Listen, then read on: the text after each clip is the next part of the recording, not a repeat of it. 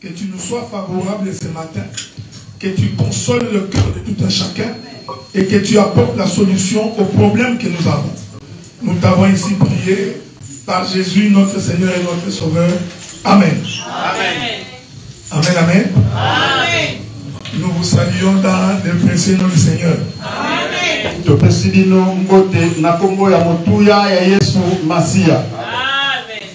Je suis en train de clôturer mon intervention avec vous aujourd'hui.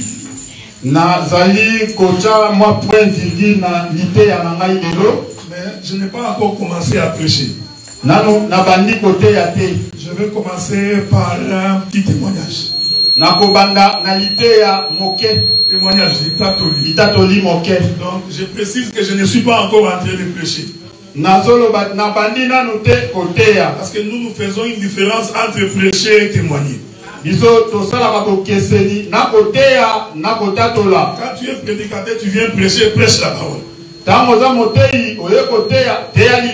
nous raconte pas les histoires de ta vie, comment tu as acheté des maisons et des voitures, c'est pas important.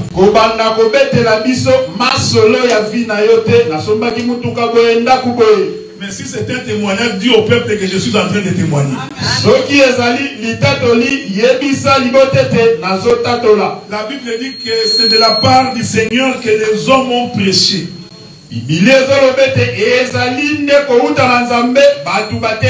Donc le prédicateur ne se prêche pas lui-même. Il ne parle pas de lui ni de sa vie. Pourquoi je dis là, je vais témoigner. Je voudrais d'abord remercier toute l'Assemblée de Montréal.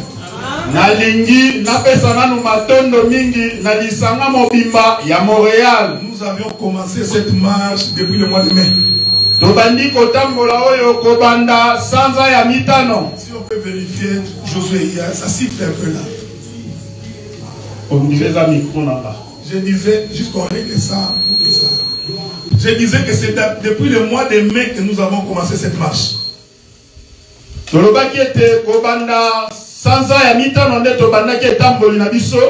nous vous remercions parce que tout le monde a concouru. Il y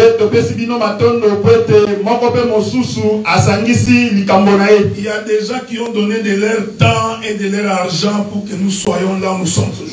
Et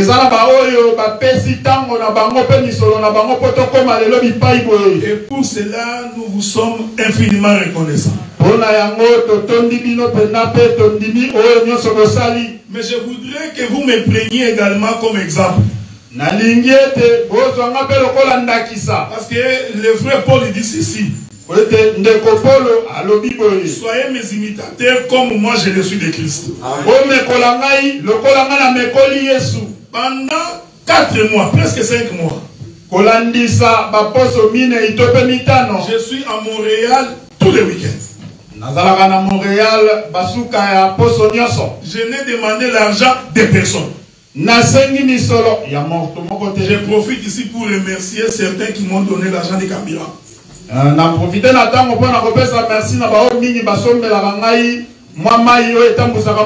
Peut-être que vous ne le savez pas, mais il y a des frères qui le font. Il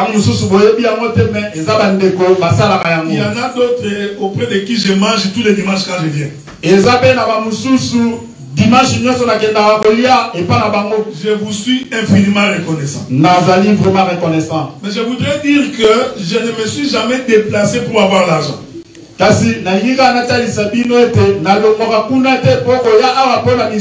Pendant presque 5 mois, tous les week-ends j'étais ici.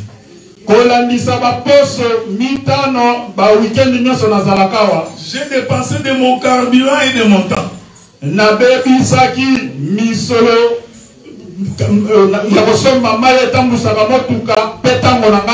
Et je considère cela comme une offrande que j'ai donnée à l'Éternel. Et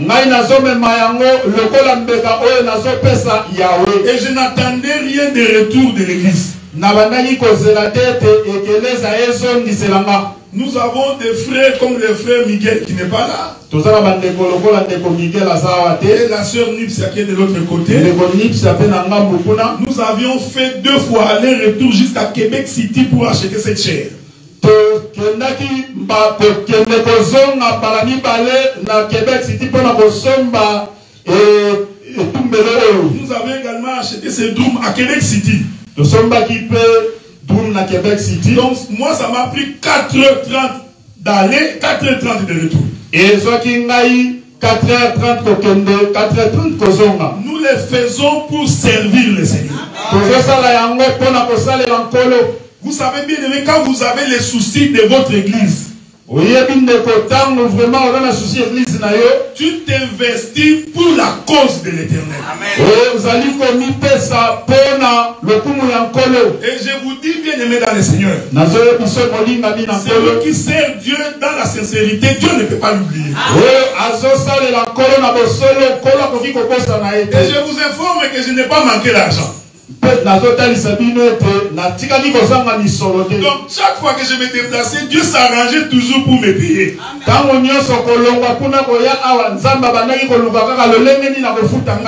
je voudrais vous encourager pour que vous également vous fassiez les mêmes pour votre propre église. Que vous puissiez te donner pour l'œuvre du Seigneur. Je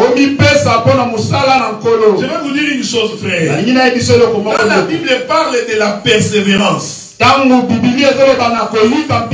parce que la Bible sait qu'il y a des moments qui vont être difficiles. Alors il faut persévérer dans l'œuvre de Dieu. Je profite pour vous dire, si quelqu'un voudrait me bénir, qui me voit en privé, pour l'instant, il n'y aura aucun panier du prédicateur dans cette église. Je ne contredis pas l'écriture. L'écriture dit que celui qui travaille à l'hôtel mange à l'hôtel. Je sais. Nous avons aussi le droit de manger votre argent. C'est écrit dans la Bible.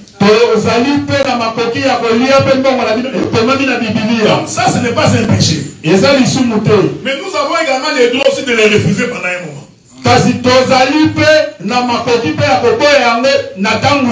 Il y a aussi l'écriture qui nous soutient. Le frère Paul dit ceci: j'ai dépouillé d'autres églises pour vous servir, vous. Ce qui était pour moi un droit, Paul dit que je l'ai renoncé. J'ai travaillé de mes propres mains pour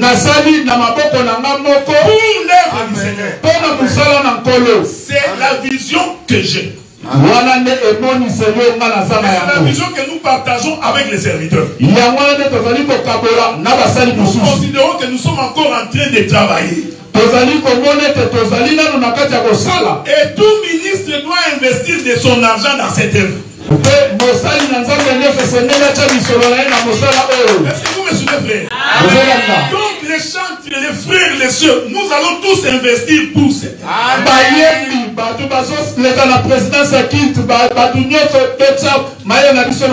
Jésus regardant les disciples, il leur dit ceci: si quelqu'un d'entre vous voudrait être plus grand que ses frères, il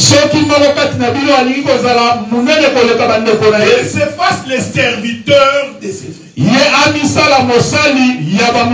Moi j'ai toujours pensé que le ministre est au service du peuple. Il n'est pas là pour régner, il est pour servir. Il peut nettoyer cette salle ici, c'est au service de l'État. Arranger les chaises, il peut le faire. Il faut enlever l'idée des serviteurs qui sont toujours sur les chaises en costume, en train de croire qu'ils sont en train de régner. C'est pourquoi nous disons que nous nous mettons tous ensemble pour servir le Seigneur. Le frère Josué quitte Gatineau avec ses propres frères pour venir tous les dimanches. Il sait que c'est comme ça que nous servons le Seigneur. Il ne demande rien en retour. Donc j'insiste pour que nous ayons cette vision de l'œuvre. J'ai l'habitude de dire tout ce que je pense.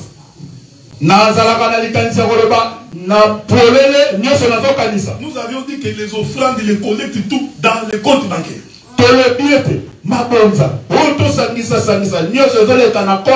Personne ne les retire. Ni moi, ni le pasteur Marcel, ni l'apôtre Franck. Ni le docteur Jean-Michel. Il s'est excusé ce matin parce qu'il avait été occupé. Si nous voulons faire sortir l'argent, mon bien-aimé James, celui qui te demande l'argent te dit que nous avions l'accord de tous les ministres. Même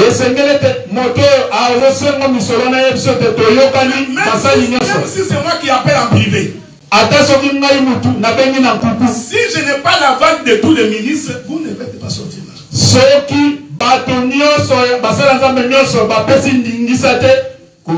Supportez-moi, on fait l'apostolat. Parce que nous voulons vraiment investir dans l'œuvre de Dieu. Nous voulons vraiment que nous puissions nous donner pour que l'œuvre puisse avancer. Voilà pourquoi je vous remercie de la manière dont vous êtes investis pour que nous en arrivons là. Aujourd'hui, je vais finir avec vous. Parce qu'au mois d'octobre, je serai en dehors du pays. Je pourrais revenir vers le mois de décembre. Mais je suis ministre dans cette église. Donc je suis votre prédicateur. Dieu est vivant, il y a WhatsApp, on peut toujours causer même quand je suis à Katakokom.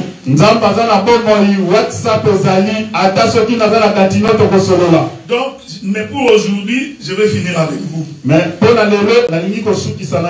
Et nous croyons que le Seigneur aidant, le pasteur Azaf va venir ici pour 2 dimanches. Ça, ce sont des choses qu'on a discutées entre serviteurs. Au mois d'octobre, l'apôtre Franck va prendre la chair pour 1 mois.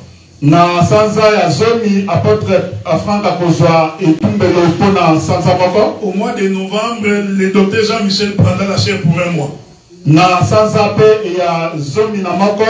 Docteur Jean-Michel a posé pour la S'il y a d'autres programmes après, on discutera entre les serviteurs. Que le Seigneur vous bénisse. Que le Seigneur vous bénisse. Que Dieu te bénisse. Tu es l'accomplissement de ma prière. Parce que moi, quand nous avions commencé cette œuvre, j'avais dit au Seigneur que je serai en paix le jour où nous aurons des musiciens complets. Maintenant que je sais que tu es là, qu'il y a des chantres, j'ai béni le Seigneur. Parce qu'au début, on devait amener les gens de Gatineau tous les dimanches. Donc tu es dans ton département, que le Seigneur te conduise. Donc tu peux même interdire de chanter quand je chante mal. C'est ton droit. Maintenant nous commençons la prédication. Amen, amen. Maintenant nous commençons la prédication. Le livre de Daniel. Je ne sais pas pourquoi l'apôtre Franck n'est pas venu. Peut-être qu'il a eu un contre-temps. Le livre de Daniel. Je prends le chapitre 3. Je vais lire le verset 4. La Bible dit ceci. Au moment où vous entendrez les sons de la trompette, vous pouvez sauter et de toutes sortes d'instruments de musique. Vous vous prosternerez et vous adorerez la statue d'or.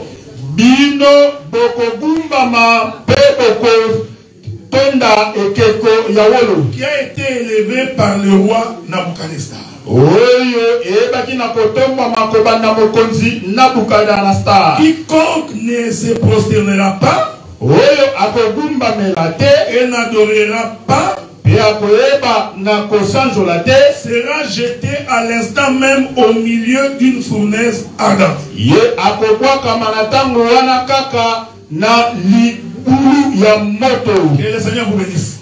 Na mapambola bino Lire la Bible, ce n'est pas mauvais. kotanga bibilia eza mabe te. C'est la première fois que je te vois sans lunettes, j'ai l'impression que ce n'est pas toi, mais c'est ça. mbala liboso naomona yo olati lineti te ondire yo te. Lire la Bible, ce n'est pas un problème. kotanga bibilia eza likambo te. Le problème, c'est quelle est l'explication qui est cachée dans l'écriture. likambo ezali expliquer nini yo koexplike na Parce makomi que dans l'écriture, Dieu est en train de se cacher.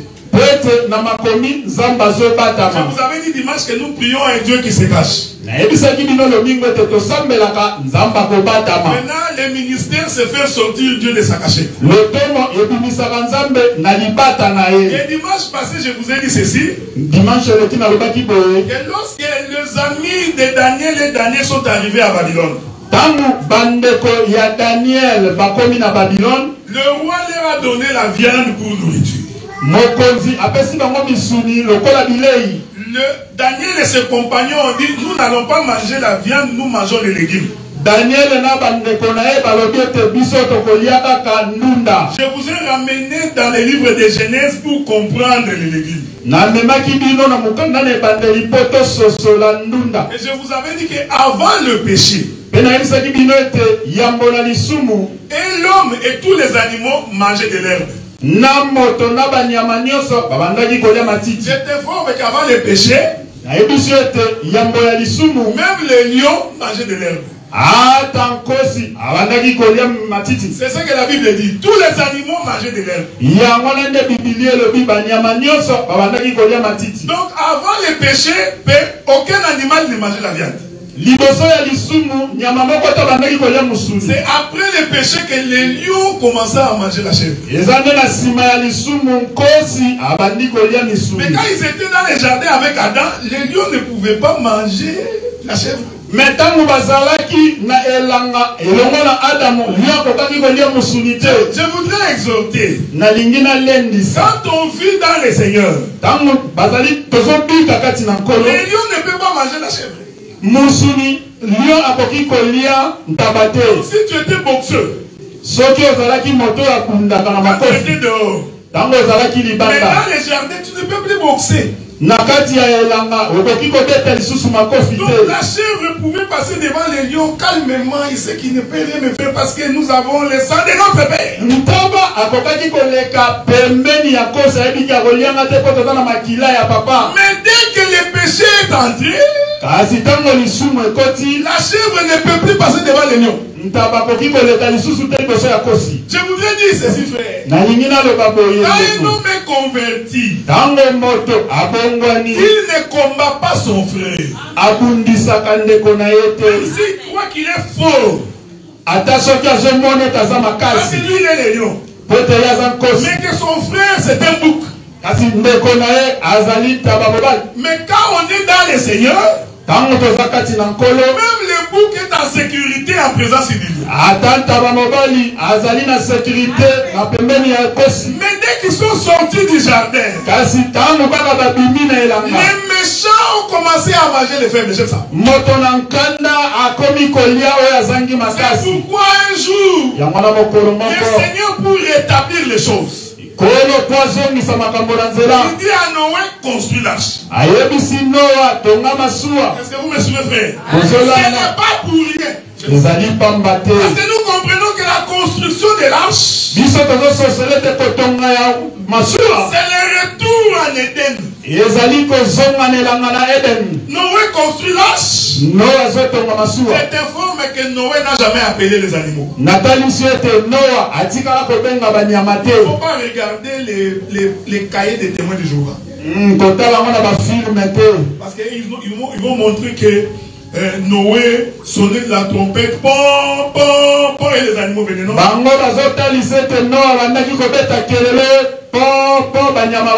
Je vous informe que Noé n'a pas prêché en ouvrant la bouche. Mais Hébreu dit que Noé est le prédicateur. Mais de quelle manière Noé prêchait? Noé prêchait en construisant l'arche. Le simple fait que Noé était en train de construire l'arche, c'était toute une prédication. Et la prédication disait ceci: il va pleuvoir. Les gens de la ville sont venus. Ils ont dit, mais ici il ne pleut pas. Noé c'est un petit fou. Dans les pays où nous habitons, il ne pleut jamais. Et Noé continue à construire. Écoutez bien dans le Seigneur. Avant que la pluie tombe, le ciel doit gronder. Est-ce que vous me suivez, frère? À moins que tu sois le Moulouba qui donne le Kansonda. Celui de Kansonda, même quand il ne pleut pas, bon, tu peux l'avoir. Dieu a fait en sorte qu'avant que la pluie tombe, vous allez sentir que le ciel devient noir. Vous sentirez le ciel en train de rugir. Et celui qui est averti, il sait que la pluie va tomber. Ce n'est pas moi qui dis. C'est le prophète Élie qui a dit ça. Il dit à son serviteur, monte, allez voir s'il va pleuvoir. Le serviteur monta 6 fois. Il n'a pas vu la pluie. Vous savez, je voulais vous dire ceci. Il y a des choses que nous pouvons prêcher, mais nous savons que c'est encore difficile pour vous de les supporter.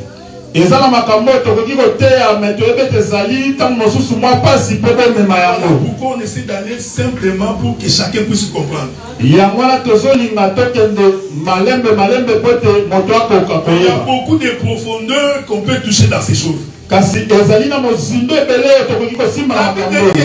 serviteur est monté la 7e fois, qui est le mystère autour du chiffre 7. Parce qu'au 7e jour, Dieu se reposa. Il monte, il descend, il dit ceci à Élie. J'ai vu les nuages en train de se rassembler. Donc le ciel a donné un signe. Directement, Élie a interprété. Il dit, va dire au roi d'atteler son char et de rentrer vite chez lui à la maison. Parce que la pluie va tomber. C'est-à-dire qu'avant que la pluie tombe, Dieu donne toujours des signes pour que le peuple soit averti. Rien ne peut arriver dans ta vie si Dieu ne t'avertit pas. Parfois tu es tout simplement distrait. Mais si tu es capable de lire les signes, Dieu avise toujours quand quelque chose va arriver. Si un jour je vais me chicaner avec le pasteur Marcel, je vous informe que Dieu fera en sorte que nous puissions les savoir avant. Il donnera toujours des signes pour annoncer que quelque chose arrive. Ne peut pas tomber sans qu'il y ait un signe. Quand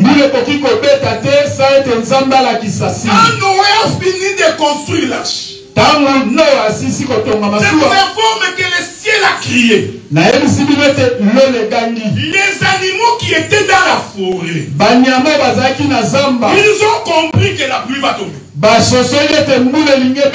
les gens qui étaient dans la ville, ils ne comprenaient pas que la pluie pluie va tomber. Vous savez, frère, il y a des gens qui sont plus proches de Dieu, mais qui ne saisissent pas la grâce que le Seigneur leur a accordée. Mais les animaux étaient dans la foule. Et ils ont compris que la pluie va tomber. Et ce n'est pas Noé qui les a appelés. Parce que la Bible dit, personne ne peut venir à moi s'il n'est pas attiré par le Père. Nous comprenons que c'est l'Éternel qui a attiré les animaux de la foule. Or, les animaux, c'est ce que nous étions, nous, sans Dieu. Nous n'avions pas droit de citer en Israël. La Bible dit que nous étions étrangers aux alliances de Dieu. Mais à cause de Jésus. Parce que nous comprenons que Jésus, c'est l'arche. Il faut entrer en Jésus pour être protégé. C'est ce que le pasteur Marcel avait expliqué ici. Noé a conçu l'arche dans sa tête. C'est l'Éternel qui conçoit les fils dans sa pensée.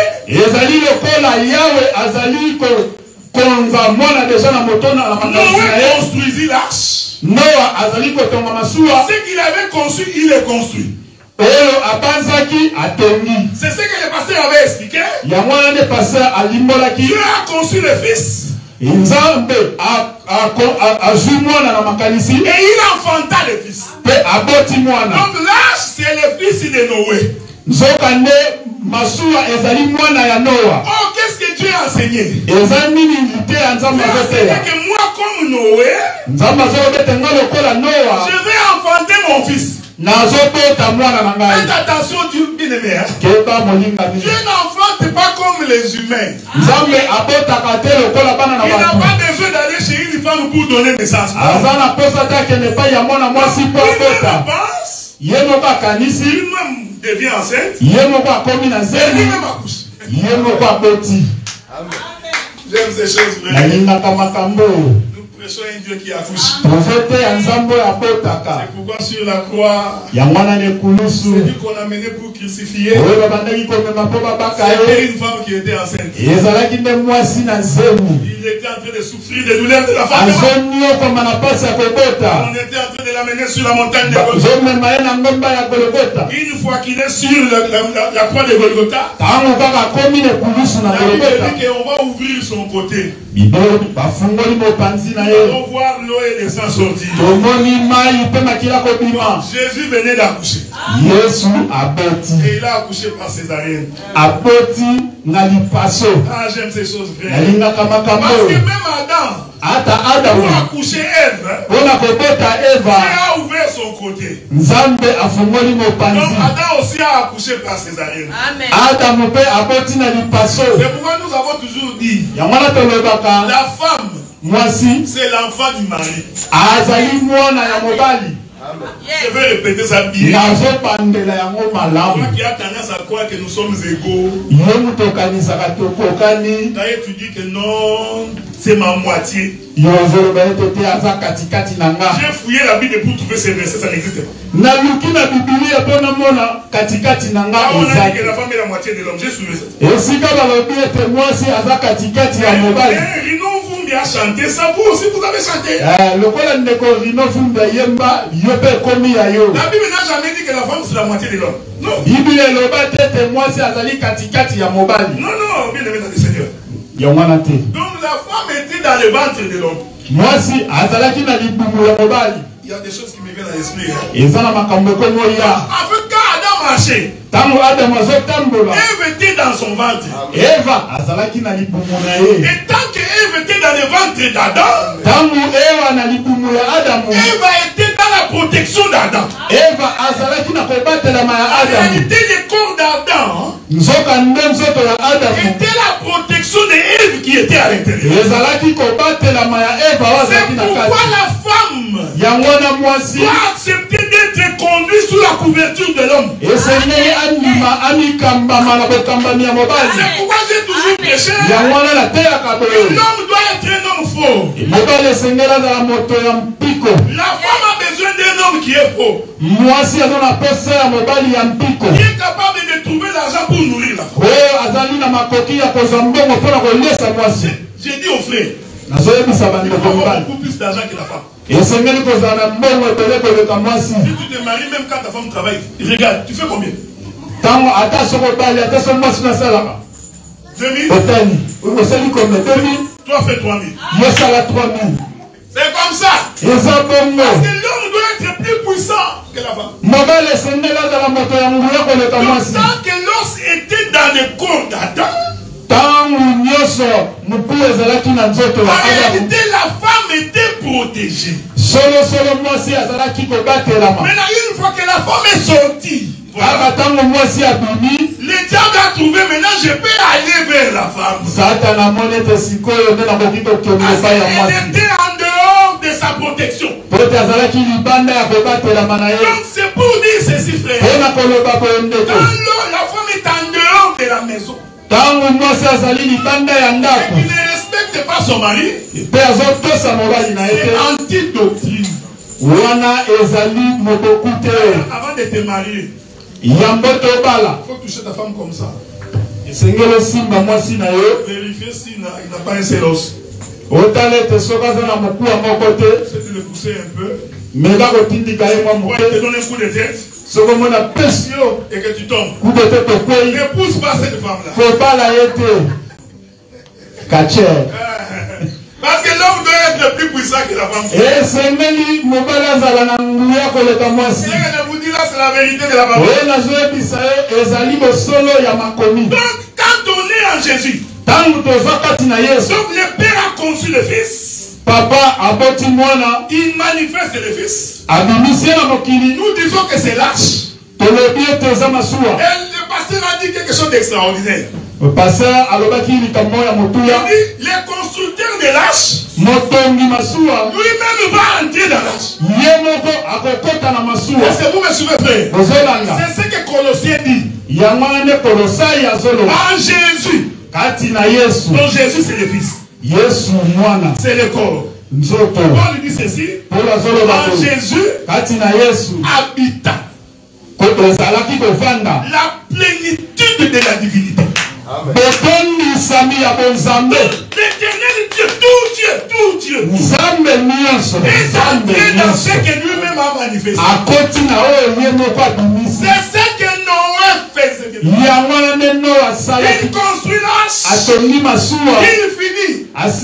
Celui qui sonne de la trompette, c'est l'Éternel. La Bible dit que les animaux sont venus. Il informe que si l'antilope voyait les lions en dehors de l'arche,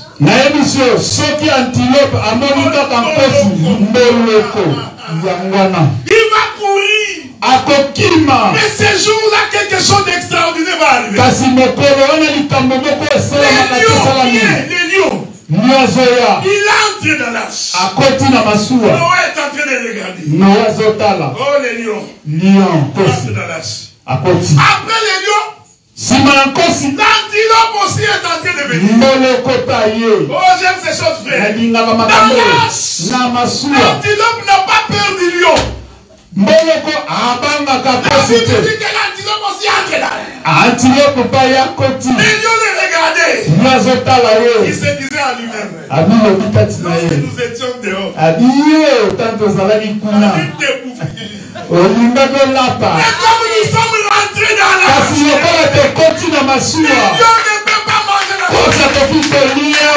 Ils frères dans le Seigneur. Ils ne peuvent pas être des ennemis. Ça n'existe pas dans la Bible. J'ai toujours dit ceci. Vous savez les enfants de Marseille. Les enfants de Marseille. Ils ont le sang de leur père. Mais ça peut arriver qu'ils ne s'entendent pas. Il y a un problème qui surgit, l'autre ne parle pas à l'autre. Mais il y a une chose qu'ils ne peuvent pas faire. Enlever le sang de leur père dans leur veine. Même s'ils ne s'entendent pas, ils vont rester frères jusqu'à la mort. Parce que c'est le sang du père qui crie dans leur veine. Nous croyons que quand on est fils dans la maison, même si je ne m'entends pas avec Dieu, mais comme il a le sang de mon père, nous resterons frères jusqu'à la mort. Et je informe que les frères se réconcilient toujours. Quand tu vois quelqu'un venir pour chercher la réconciliation, comprends que c'est un frère. Parce qu'il n'y a que les frères qui se réconcilient. Un bandit va partir, il vous laisse. Mais les frères, quand ils parlent, ils disent non. Même s'il est en train d'errer partout, le sang du père dira nous sommes frères. Quand ils sont entrés dans l'arche, le lion est devenu le frère de l'antilope. Personne ne mange l'autre. Oh, ce qui se passe dans l'arche, c'est ce qui s'est passé dans les jardins avant le péché. Donc les animaux ne se mangeaient pas entre eux. Daniel a dit nous allons manger de l'herbe. Je vous ai amené dans les jardins. Il vous dit que Dieu avait dit à Adam, tu mangeras de l'herbe. Et il a précisé que l'herbe ou l'arbre qui porte la semence.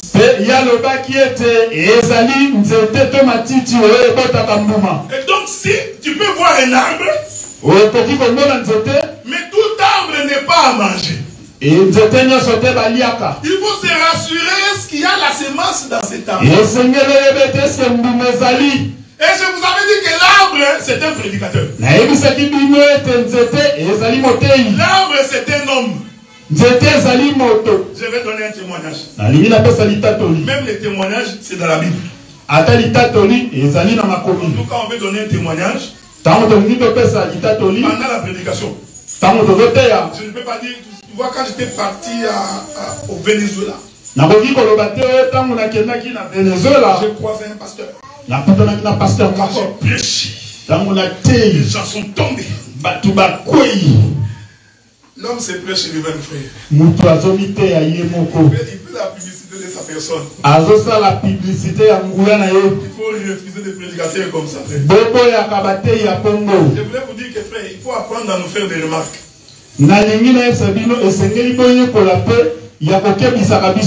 C'est ça l'amour. L'amour, c'est quand tu vois quelque chose ne va pas, dis-le-moi. C'est ça le vrai amour. Et un vrai enfant de Dieu, quand on lui fait la remarque, il ne sait pas ce pas. Il ne faut jamais avoir peur de faire la remarque. Amen.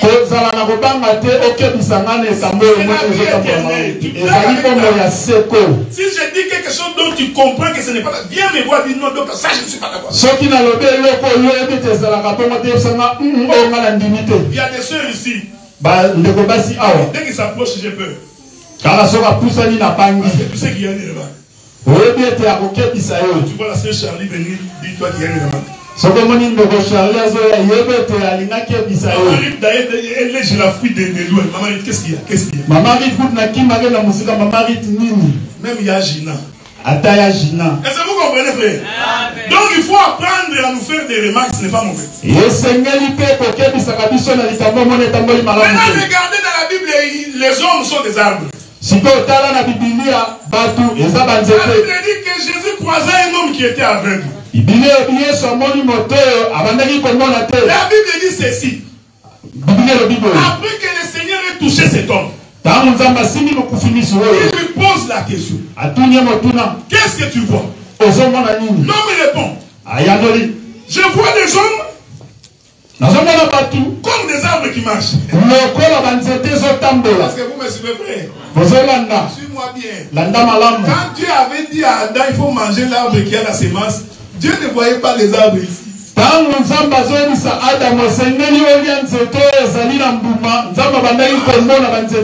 avait une autre vision. Jésus lui pose la question, qu'est-ce que tu vois? Il dit, je vois les hommes comme des arbres qui marchent. La Bible dit que Jésus les toucha de nouveau. Alors maintenant il va voir clairement que ce sont des humains. Donc il a d'abord vu les hommes comme des arbres. Je vais appeler un autre témoin. Jean-Baptiste est dans les Jourdains. Il voit les pharisiens en train de venir. Ce sont des humains. Il les regarde. Il dit race de vipères. Il a commencé par dire que ce sont des serpents. Race de vipères. Qui vous a appris à fuir la colère à venir? Jean-Baptiste continue. Il dit la cognée. Et à la cognée de tout arbre. Voilà. Il est en train de dire que vous êtes des arbres. La cognée est à la racine de tout arbre. Tout arbre qui ne produit pas de fruits sera coupé et jeté. Et ensuite il regarde les pharisiens. Il dit répandez-vous. Produisez le fruit. Il de la répandance. Jean-Baptiste, quand il voyait les pharisiens, il a vu que c'était des arbres. Donc quand l'Éternel dit, il mangera les fruits de tout arbre, mais qui a la semence, Dieu voulait dire, on ne vivra que de la parole qui sort des prédicateurs qui ont la semence.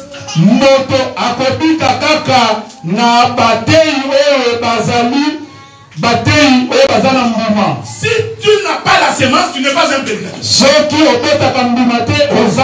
Tu peux trouver un homme qui prêche bien. Il parle bien. Mais il faut qu'il y ait la semence de la parole en lui. La Bible dit ceci, frère. On reconnaît l'arbre par son fruit. Je vais vous dire une chose. Je ne suis pas prédicateur parce que j'interprète bien l'écriture. C'est un mauvais critère. Il explique bien. Automatiquement tu dis c'est un ministre. Ça là c'est un mauvais critère. Le premier critère pour reconnaître un ministre, il faut voir s'il est converti. C'est-à-dire il doit produire les fruits qui attestent que c'est un homme converti. Le jour où le frère Sam va m'insulter et que moi je ne réponds pas, il comprendra que je suis converti. Le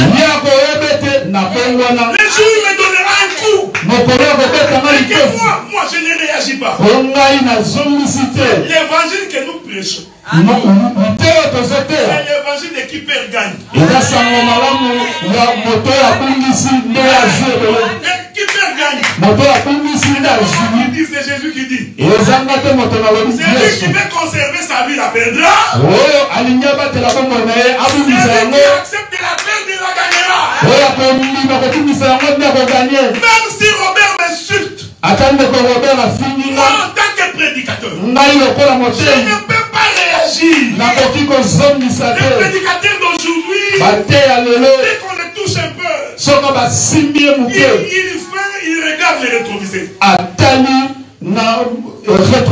Il commence à te dire, moi, Adela, professeur d'université, mon père est en train de blaguer avec moi. Un inconverti. C'est pourquoi la Bible dit, Quiconque met la main à la charrue. Moto asimbi likalo. Voyez sa main à la charrue. Moko na ena likalo. La charrue avance. Likalo zote Mais mbele la so. Bible dit que mais qui regarde en arrière? Biblia bio atali sima. Il y a des gens dès qu'il y a des difficultés, ils se vendent, ils disent ce qu'il était. Ezali na pato soki kokose akomi kolobo ya zalaka. Nous n'avons pas besoin de savoir ce que tu étais. Tozo na poso to eba te yo zalaka. Nous n'avons pas besoin de savoir combien d'églises tu as fait. Tolingi to eba te etombe déjà d'église te. Aujourd'hui, Lelo. prouve-nous que tu es un homme convaincant. Talisa biso toza moto bongwana. Parce qu'on reconnaît l'arbre par son fruit. Pete bayeba nzete na mbuma na C'est yango. pourquoi, frère, Yangwana ndeko. avant que Aaron entre en service, Yango te Aaron akota na mosala. avant, Yambo. Moïse devait laver Aaron. Moïse esengeli asukola yo. Moïse. Zoka nde Aaron na Mose. Non, Moïse. Zoka nde Moïse. C'est le petit frère. Ezali leki. Le petit frère. Leki. Il va déshabiller le grand frère. Alongoli ya bilamba. Il prend le frottoir. Azuli nyuka. Il commence à frotter. Abandi konika yaya. Quel mystère dans les vaches. Libomba nini na sango malamu. Il vient trouver un petit frère avec son grand frère nu. Omoni leki na yaya bolumbu. En train de nettoyer le grand frère. Azo sukola yaya. Il dit tu vas les nettoyer. Zambalobi oko sukola ye. Une fois que tu as fini de les nettoyer, Osilisi ko sukola ye. tu vas les présenter au peuple Opinisi na libota. afin qu'ils lisent la loi. Pete atanga mibeko. Avant la lecture de la loi, Yambo ya kotanga le mibeko. prédicateur doit être lavé. Mote esengeli basokola ye. C'est-à-dire il doit être convaincu. Olingi kolobete fa bongwana. C'est le critère premier. Yangwana ne taleli ya yambo. Une Ya fois moto que na l'homme est loto. lavé, Tangu basilisi kosokola ye. il paie à la service. Sikoyo akoki kokende kosala J'ai mosala. compris pourquoi Nasosoli mpo na nini. Jésus est venu se faire baptiser. Yesu ayaki kozwa Parce batisi. qu'il voulait commencer le ministère. Po talingaki kobanda Comme mosala. Dieu avait dit, Lokola Nzambe les alobaki. sacrificateurs ne peuvent pas commencer sans le lavement. Motumbi mbeka akoki kobanda te sa Jésus basokola ye. vient chez Jean-Baptiste. Yesu aye pa Yohane Mobatisi. Jean-Baptiste lui dit, Yohane Mobatisi non, atie je biso. ne peux pas. Nga nakoki te. Parce que c'est toi. Po ete yo. Jésus dit, Yesu alobi. faisons ce qui est juste. Tosala oyo ezali boyenge Mais bebi. qu'est-ce qui était juste? Nini ezalaki aliment. Avant d'entrer, Ayambo na kokota. il faut que le petit frère Esengeli ete leki. lave le grand frère. Asukola yaya. Oh, par rapport à Jean-Baptiste, Zoka nde kolandisa Yohane. Jésus, Yesu. Jésus était le grand frère. Yesu nde mokolo. Parce qu'il a existé avant. Po ete ye azalaka yambo. Quand on l'a vu, Tango Yohane il amoni savait ye. que c'est le grand frère. Ayebaki ete aza yaya. Il dit, c'est lui qui m'a envoyé, m'a dit. Ayebi ete oyo atindi nga ayebisi nga. C'est lui qui l'avait envoyé, c'est Jésus lui-même. Oyo ayebisaki atindaki na Yesu ye moko. Oh, comme l'écriture dit que le petit frère doit laver le grand frère. Lokola makombe elobi ete leki akosokola Alors yaya. Jean-Baptiste lava Jésus. Yohane Mobatisi asokoli Yesu. Jésus n'avait pas besoin du baptême. Yesu azalaki na ntina ya batisi. Mais il a fait ça pour enseigner le prédicateur. Asali yango mpona kotalisa Tu bateli. ne peux pas entrer sans un lavement. Okoki kokota te na mosala sa basokola yo. C'est le critère premier. Yango wana nde etaleli ya liboso. Ensuite, tu vas lire la Bible. Na nsima okotanga bibilia. Donc, il faut que l'arbre ait la sémence. Esengeli ete nzete ezala na mbuma. Je vais finir bientôt. Nalingi nasilisa sikoyo. Daniel et ses amis Daniel na bakamaradi na ont ye. respecté la voix de l'Éternel. Bango batosi mombongo ya Ils ont Nzambe. mangé les légumes, ils ont bu de l'eau pendant 10 jours. Balendunda mpe bameli mai kolandisa mikolo zomi. Il y a un mystère autour du chiffre 10. Ezali mpe na mabombami kolandisa mikolo zomi. Nous passons. Toleki. La Bible dit, Bibilia elobi après 10 jours, na nsima ya mikolo zomi. quand on vient regarder Daniel, Ntango baye kotala Daniel, on trouve qu'ils sont devenus trop jeunes et trop beaux. bamoni bilongi na mimwamwa. Qui n'aime pas la jeunesse? Nani alingaka kozala mwana moke te. Nous faisons, nous là, nous on fait un effort pour ne pas vieillir. Tozosala nyonso mpo tonuna te. Tu vois les ventres poussés, tu dis, mais c'est ventre ici, qu'est-ce qu'il y a? Oyo balobaka bitumbanaki jeunesse. Donc tout le monde n'aime pas la vieillesse. Mutu nyonso alingaka konuna te. Quand tu dis, toi tu es vieux, non, non, moi je suis jeune. Abiyebu oya mokolo te. Il y en a même d'autres, quand ils sont arrivés, ils ont même baissé l'âge. Est-ce que vous comprenez que tout le monde aime la jeunesse? Parce que c'est une beauté. Quand on est jeune, on est pauvre, mais quand on vieillit. J'ai commencé au début, j'ai commencé à lever mes petites barbes, mais je suis fatigué parce que ça fait que sortir.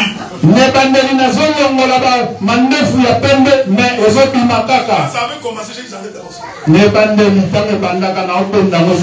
Je te remets deux autres sons. Tu peux tout faire, tu vieillis. Non, même la jeunesse, il ne va pas mourir. La Bible dit que quand l'intendant du roi est allé voir Daniel et ses compagnons, il a trouvé qu'ils sont jeunes pour avoir mangé les légumes. C'est pour dire ceci, frère. La parole de l'Éternel te rajeunit. Elle te donne la santé. Ça fait de toi un homme meilleur. C'est pourquoi ils ont mangé les légumes. Bien aimé dans le Seigneur, obéissez à la voix de l'Éternel, tu réussiras. Mais cela n'a pas empêché les ennemis de Daniel à Babylone. Bien aimé, même quand tu pries, les ennemis ils seront toujours présents. Je voudrais te rappeler ça pour que tu le saches. Mais mon Seigneur ne peut pas enlever les ennemis. Les ennemis existeront toujours. Je veux que tu puisses avoir cette connaissance. Ça va te permettre d'avoir la foi. Parce que si tu ne sais pas ces choses, le jour où les ennemis vont se lever contre toi, tu risques d'abandonner le Seigneur. Tu vas dire, mais comment j'ai beaucoup de difficultés comme ça? C'est pourquoi je t'informe que croire en Jésus n'enlève pas les ennemis. La Bible dit, le roi va faire un statut. Et il va dire tout le monde va adorer. Mais avant d'adorer, on doit sonner de la trompette. Donc la trompette conduit à l'adoration. Est-ce que vous me suivez, frère? Suivez-moi bien. S'il n'y a pas une bonne trompette, il n'y a pas une bonne adoration. Je vais répéter ça pour que tu comprennes. Le roi de Babylone avait dit, quand on sonnera la trompette, tout le monde adorera. Donc avant d'adorer, il faut attendre les sons de la Maintenant quand on a sonné la trompette, Daniel, les amis de Daniel, ils ont entendu les sons. Et comme ils avaient la sémence de Dieu, ils ont dit cette trompette ici ne peut pas nous amener nous dans la fausse adoration. Est-ce que vous me suivez, frère? Les amis de Daniel ont dit, même si on sonne la trompette comme ça, nous n'allons pas nous prosterner. Oh, j'aime ces choses, frère. Avant d'adorer, il faut te rassurer que c'est la bonne trompette. La Bible dit ceci. Si le son de la trompette est confus, le peuple ne peut pas s'apprêter au combat. Cela veut dire que la trompette doit avoir un son clair. On doit bien comprendre le message qu'il y a dans la trompette. En d'autres termes, la trompette, c'est une prédication. Parce que la trompette parle, dit avant. La trompette dit va adorer. Nombre chapitre 10. L'Éternel dit à Moïse. Moïse, tu feras 2 trompettes d'abord. La première trompette, c'est pour sonner les rassemblements. Remarquez frère, donc si chacun est dans sa maison, et qu'on sonne la première trompette, celui dont l'oreille est exercée à distinguer les sons de la trompette, il va comprendre que cette trompette veut dire rassemblement. Donc la trompette c'est un message qui rassemble le peuple.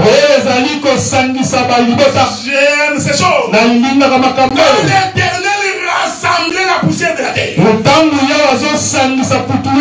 réalité Dieu sonnait la trompette pour que les peuples viennent au rassemblement. Or, le rassemblement veut dire quitte ta maison, viens au lieu du culte. Quitte l'Égypte, viens dans le Seigneur.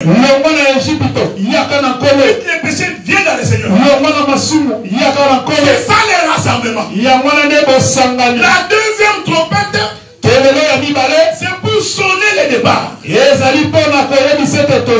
Nous nous rassemblons pour partir. Donc la trompette, c'est toute une prédication. Mais les amis de Daniel, ils ont dit non, cette trompette là, ça n'est pas la trompette de chez nous. Quand tu vas dans une église, frère, avant d'adorer, nous allons adorer le Seigneur. Donc vous croyez que l'adoration c'est la musique? Bien, c'est la chanson Malem de Malem. Il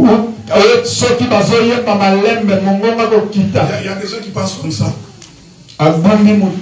Ils pensent que l'adoration c'est oh, c'est merveilleux. Quand on dit louange, ils pensent que la louange c'est vitesse. L'adoration c'est petit petit.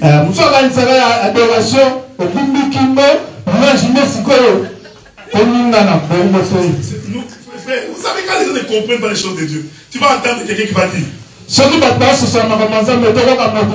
ah, aujourd'hui on n'a pas loué. Parce que pour lui louer c'est Jamouka. Non. En Israël, frère, avant d'adorer, on vérifie d'abord la trompette. Les enfants d'Israël ont dit Salah, nous ne pouvons pas nous prosterner. Quand tu rentres dans une église, vérifie d'abord les prédicateurs. Parce que c'est lui qui sonne la trompette. Vérifie son enseignement. Et que tu vois que c'est maman pasteur et papa pasteur, on prend automatiquement que c'est une fausse trompette qui est ici. Ta Bible sort. Tu rentres dans une église. Tous les jours on demande de l'argent. Tous les jours on se croirait dans un bus de foula. Nous sommes des anciens de Sayou. Moi je suis entré dans ce qu'on appelait foula bus. Beaucoup d'entre vous ne le connaissent pas. Il y avait quelqu'un qui percevait l'argent des tickets. Ce type là, chaque seconde,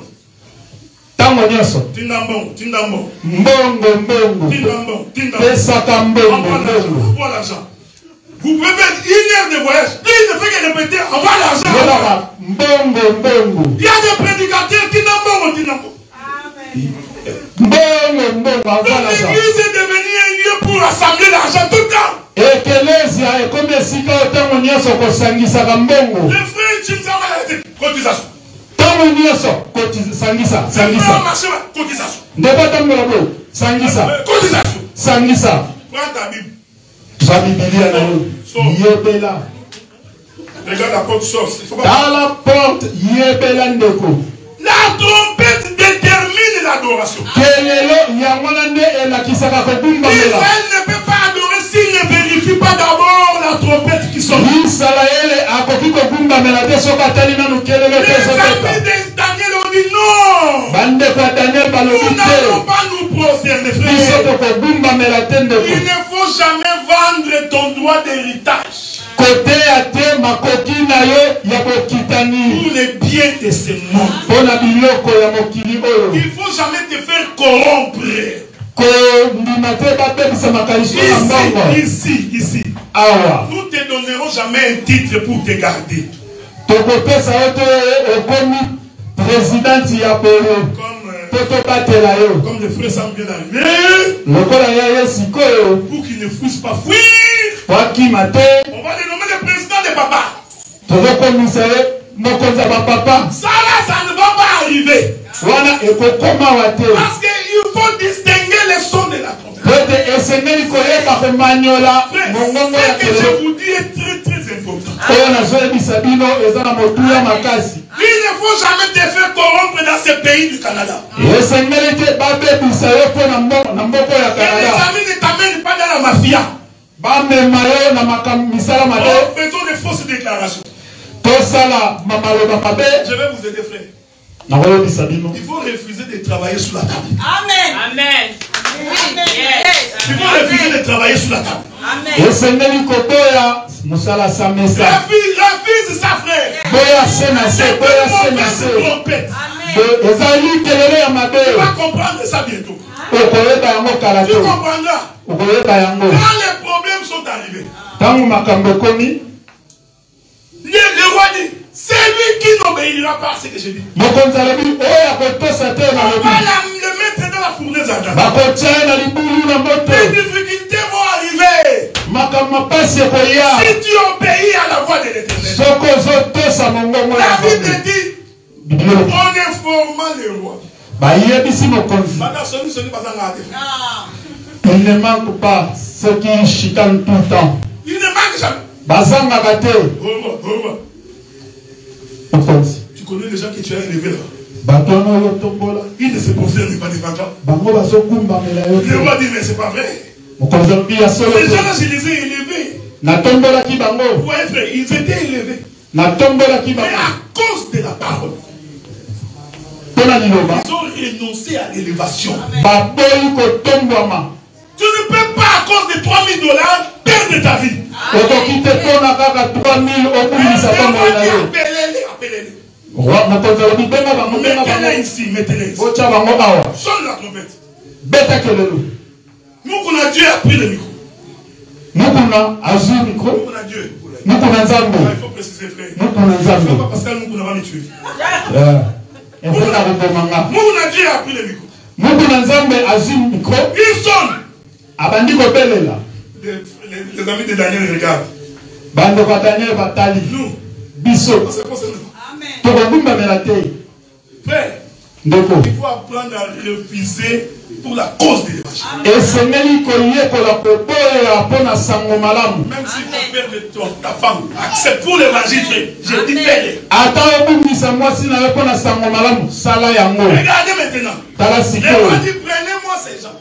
mokonzi alobi bozwa bato Jetez-les dans la fournaise ardente. botya bango na libulu ya moto Bien-aimés dans le Seigneur, moningani ce qui a permis aux amis de Daniel de s'en sortir, oyo kosala na bandeko ya daniel babima c'était la fidélité à la parole.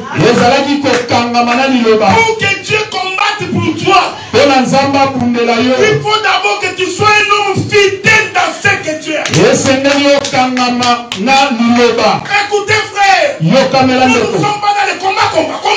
biso toza bato ya bitumba te bitumba te L'Éternel ne peut combattre que pour ceux qui obéissent à sa parole. yawe abundelaka kaka bao batosaka Ils liloba na ont ye pris les 3 amis de Daniel. bazwi misato ya bandeko Ils ya les daniel ont plongés dans la fosse. bakotisi bango na libulu Bien-aimés dans le Seigneur, olingani na tu nkolo peux traverser les moments difficiles. okoki koleka makambo Il makasi y a des moments où tu n'as même pas un sou. eza na batango oyo ozangi misolo Tu n'as pas du travail. ozangi Tu mosala as l'impression que la porte est fermée. ozomona neti likuke ekangami Cela veut dire que tu es descendu dans une fosse. olingi olakisa ete okiti pena na libulu Mais comme toi, tu es un enfant de Dieu, lokolo oza mwana et nzambe que tu gardes la parole. ozobatela liloba C'est pourquoi je vous avais dit, yango wana gardez nalobaki la parole batela liloba va apporter délivrance.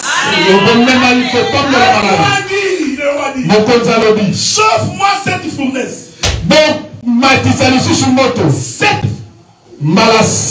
J'aime ces choses. Il va chauffer une fois. Deux fois. Sixième fois. Quand il chauffe la septième fois, l'écriture qui dit le septième jour et le jour du repos va entrer dans cette fosse. Les gens qui étaient dans la fosse, ils sont restés calmes comme s'ils étaient en paix. Parce que le roi a chauffé 7 fois. En chauffant 7 fois, il a apporté la paix. Bien-aimé dans le Seigneur, quand les difficultés commencent, ça va s'accroître. Une fois, deux fois, restez là. Deux fois, restez là. Dieu sait, ça va s'augmenter. C'est pas grave. Mais restez là. Un jour, le prophète dit à Naman, va te plonger dans l'eau. Plonge-toi 7 fois. La Bible dit que quand Naman entre, il sort. Les plaies deviennent encore terribles. Il pouvait se dire, mais c'était encore bien quand j'étais arrivé. Il pouvait sortir si c'était toi. Il sortait vite de l'eau. Il replonge.